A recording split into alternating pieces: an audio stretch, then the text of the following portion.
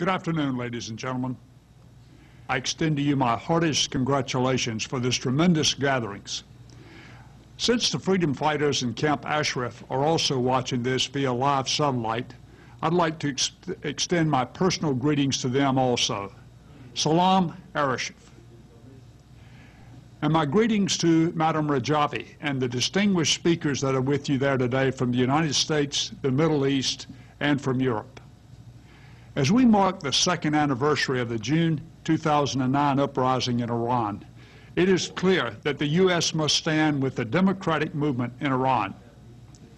I've noticed that on the anniversary of this uprising, the Iranian regime sent extended security forces into the area to hold down and to squash any attempts at protest, although Western outlets reported that the brave young men and women from Iran came out in spite of this crackdown. The Iranian people should be commended for their bravery and their courage, the courage that they've shown under this very harsh, repressive regime. We stand for defending democracy and human rights, and we must do everything in our power to assist the Iranian people. A democratic and free Iran would be a blessing to the rest of the Middle East. Any obstacle in the path of democratic movement in Iran should be removed. And by that, I mean the designation of the main Iranian resistance movement, the MEK.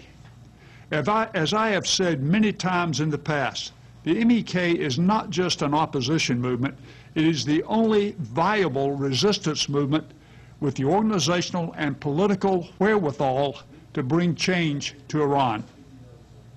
The U.S. was wrong to designate it as a terrorist organization in the first place.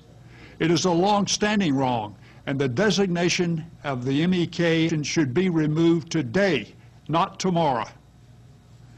Your magnificent gathering today puts to rest the absurd claim that Tehran's lobby has tried to disseminate inside the Beltway in Washington, D.C., that the MEK and Madam Rajavi have no support. It is clear that your gathering demonstrates the extent to which the MEK and Mrs. Rajavi have your support and have popularity. Your message of a secular government that believes in gender equality, that believes in freedom of press, freedom of expression, freedom of religion, abolition of the death penalty, and a nuclear-free Iran that is friendly to all their neighbors in the region is a clear indication that you are an organization that deserves support. As for Camp Ashraf, first of all, I salute the courage and the way that you withstood with your bare hands the bullets, the Humvees, and the military personnel carriers, the armored personnel carriers. As a soldier and a former commander, I commend you for your bravery and for standing up in the face of this outlandish display of aggression. The fearless men and women that I saw tell me that you're going to succeed in your endeavors to liberate your country. Along that same line, I was recently appalled by the Maliki's government's refusal to allow a senior bipartisan congressional delegation visit to Camp Ashraf. President Maliki is certainly culpable in the massacre that happened at Ashraf on April the 8th in 2011, as is indicated by his most recent refusal to allow this delegation to visit Camp Ashraf. Our State Department should no longer sit and watch and wait until another massacre occurs at Camp Ashraf.